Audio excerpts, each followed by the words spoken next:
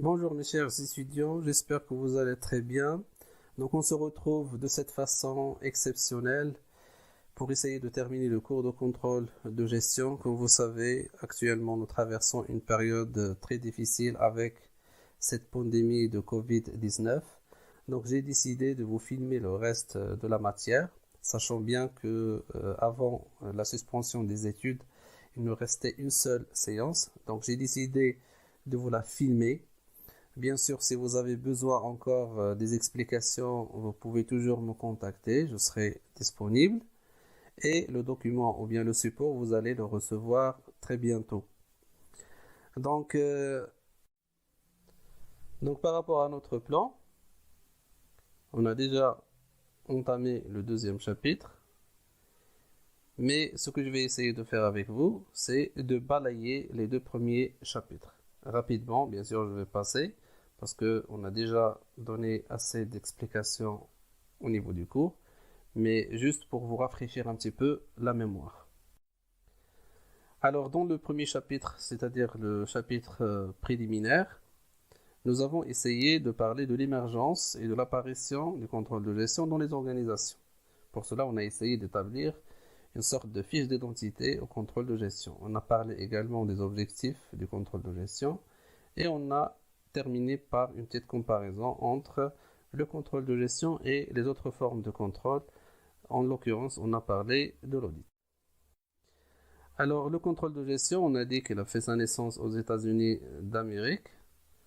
Donc, il s'appelait au départ Management Control. C'est par la suite qu'on a fait la traduction pour avoir le contrôle de gestion.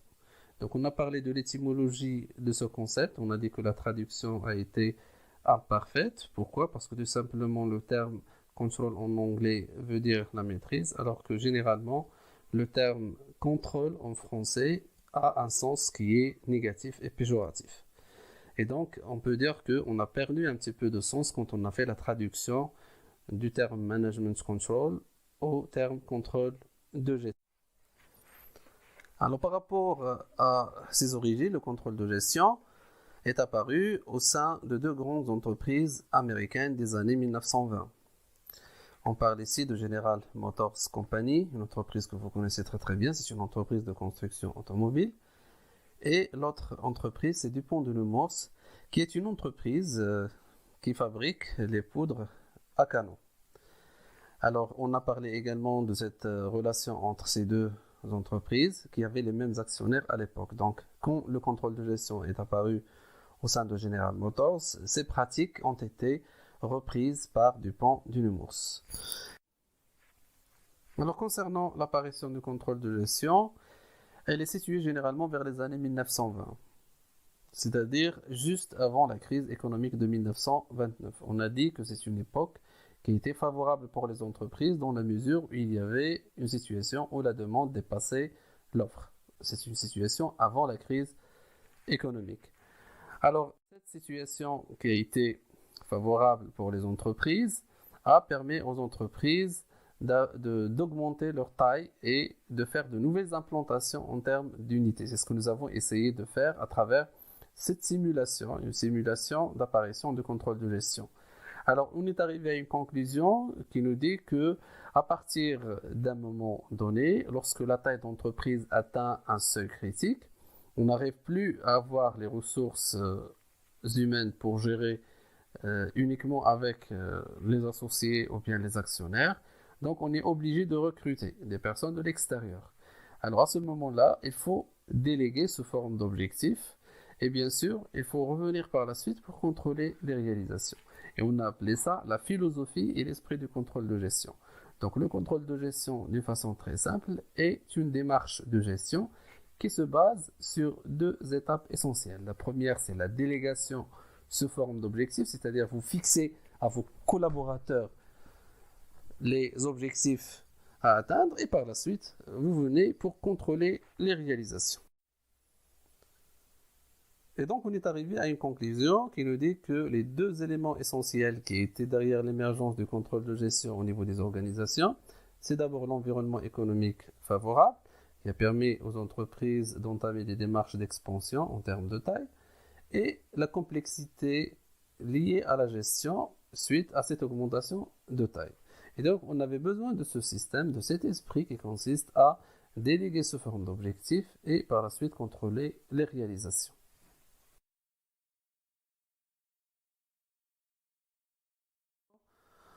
On est passé pour parler des objectifs de contrôle de gestion. Alors pour cela, on a essayé de parcourir l'ensemble des missions opérationnelles et stratégiques des fonctions ou bien des principales fonctions de l'entreprise, à savoir la fonction production, commerciale, financière, achat, approvisionnement et RH. Bien sûr, la liste n'est pas exhaustive. Donc, on a essayé de parler pour chaque fonction des objectifs opérationnels et des objectifs stratégiques. Et à la fin, on a posé la question sur le rôle et la place du contrôle de gestion, bien l'objectif de contrôle de gestion par rapport à cet ensemble. Donc, on est arrivé à la conclusion suivante, c'est que le contrôle de gestion n'a pas vraiment d'objectif spécifique, mais son objectif, c'est d'aider les autres fonctions à fixer et à réaliser leurs objectifs. Et je vous ai demandé de retenir cette phrase comme étant la définition de la fonction contrôle de gestion. Donc la fonction contrôle de gestion est une fonction qui a pour mission d'aider les autres fonctions à fixer et à réaliser leurs objectifs. Alors, pour terminer ce premier chapitre préliminaire, on a parlé de l'audit et aussi du contrôle de gestion. Alors, pour cela, on a fait recours à la métaphore de la voiture et on a dit que le contrôle de gestion accompagne l'entreprise chaque jour et fait un suivi quotidien à travers un certain nombre d'indicateurs. Mais de temps en temps, cette voiture peut tomber en panne. Et donc, on doit faire appel au spécialiste ou bien au mécanicien. Et le mécanicien, c'est tout simplement l'auditeur. Donc, le mécanicien d'entreprise, c'est tout simplement l'auditeur. Sur la base de cette métaphore, bien sûr, on a essayé de comparer entre l'audit et le contrôle de gestion. Mais la principale différence réside dans cette question d'intervention. Donc, ce qu'il faut retenir, c'est que le contrôle de gestion, elle est là pour accompagner l'entreprise, pour assister l'entreprise d'une façon quotidienne, d'une façon permanente, alors que l'auditeur, il fait des interventions périodiques sous forme généralement de mission. Alors, après ce premier chapitre préliminaire, on a entamé le deuxième chapitre que nous avons dédié à une notion fondamentale en contrôle de gestion, à savoir les centres de responsabilité, bien sûr qui nous permet par la suite de monter et de concevoir les critères de mesure de performance. Alors, nous avons tout d'abord défini ce que ça veut dire le centre de responsabilité. Par la suite, on a parlé des 5 principaux centres de responsabilité, à savoir le centre de coût, centre de recettes, centre de profit, centre d'investissement et les centres de dépenses discrétionnaires. Alors, par rapport à ce premier élément de définition d'un centre de responsabilité, on a dit qu'un centre de responsabilité est un découpage organisationnel. Il peut s'agir d'un service, d'un sous-service, d'une fonction, d'un département. Alors, ce qui caractérise un centre de responsabilité, c'est qu'il est doté d'un couple objectif-moyen. C'est-à-dire, un centre de responsabilité, il dispose des objectifs et, en même temps, des moyens. Alors, généralement, les centres de responsabilité se manifestent au niveau d'un organigramme. Autrement dit, si vous voulez savoir quels sont les centres de responsabilité d'une organisation, il faut avoir l'organigramme.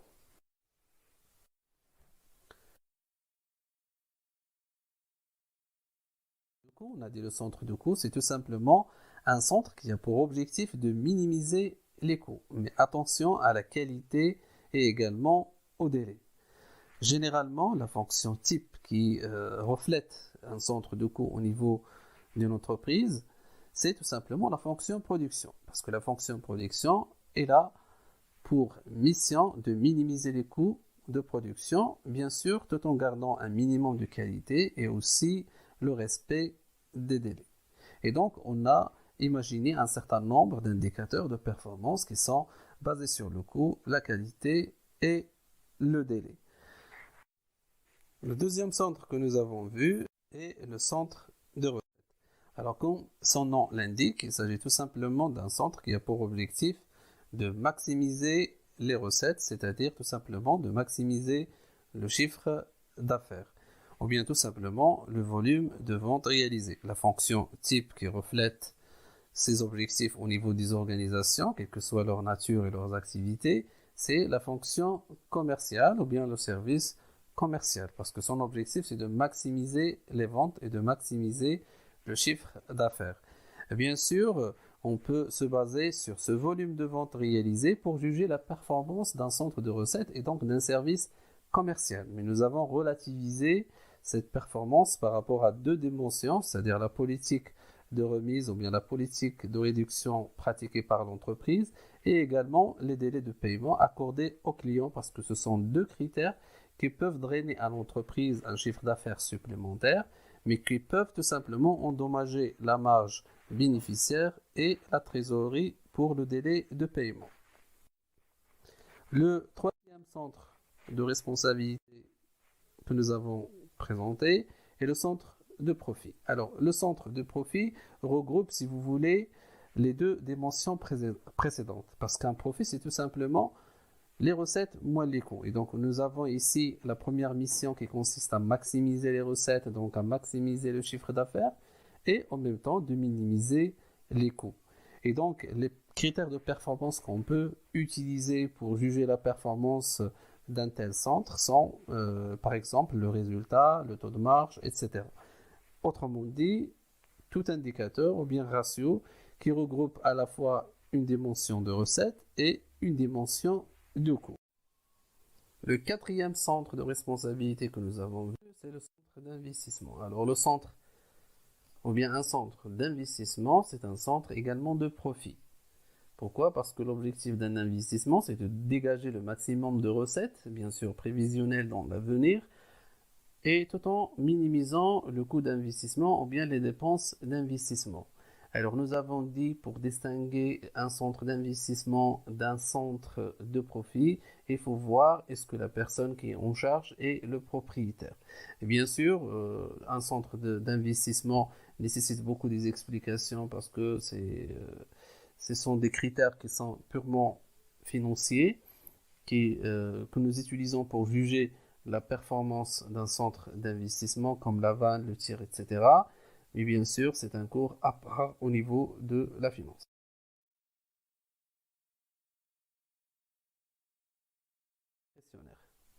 Alors pour ces centres de dépenses discrétionnaires, ce sont des centres qui n'ont pas pour mission de minimiser les coûts, de maximiser les recettes, ni de maximiser le profit ou bien l'investissement.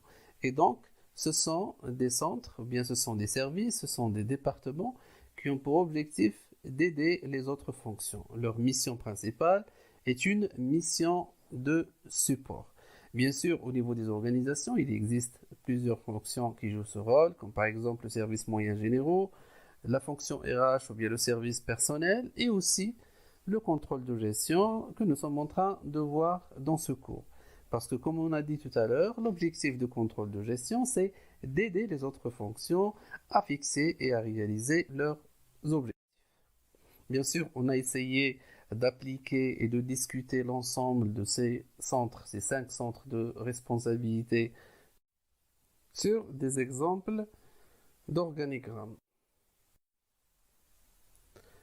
Alors maintenant, on va essayer de voir le dernier chapitre, ou bien le deuxième chapitre, que nous avons consacré aux outils de contrôle de gestion. Nous avons dit que le contrôleur de gestion, pour mener à bien sa mission et ses tâches, il dispose de 4 outils. La comptabilité analytique d'exploitation, les budgets, les tableaux de bord et le reporting. Alors dans le cours, nous avons déjà commencé à parler de la comptabilité analytique. Alors nous avons dit que la comptabilité analytique d'exploitation a pour objectif principal de calculer les coûts. Cette comptabilité nous permet d'avoir une idée sur le coût de revient des éléments ou bien des produits de l'entreprise, des produits et aussi des services de l'entreprise. Bien sûr, la connaissance de ce coût nous permet tout simplement de fixer la marge bénéficiaire et donc de fixer le prix de vente pour les services et aussi pour les produits. Bien sûr, on a comparé par la suite la comptabilité générale et la comptabilité analytique et on a montré la dimension analytique de cette comptabilité qui nous permet d'avoir une idée sur la marge par produits.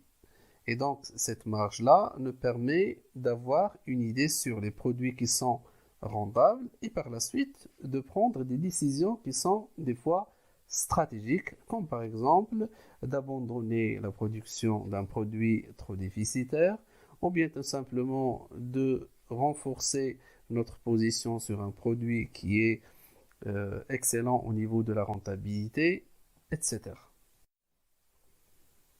Alors maintenant, on va essayer d'entamer le deuxième outil de contrôle de gestion, à savoir les budgets, ou bien tout simplement, on va parler de la gestion budgétaire.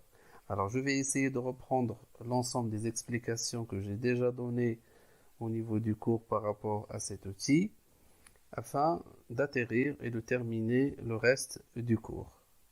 Donc, on se retrouve dans la deuxième capsule de ce cours.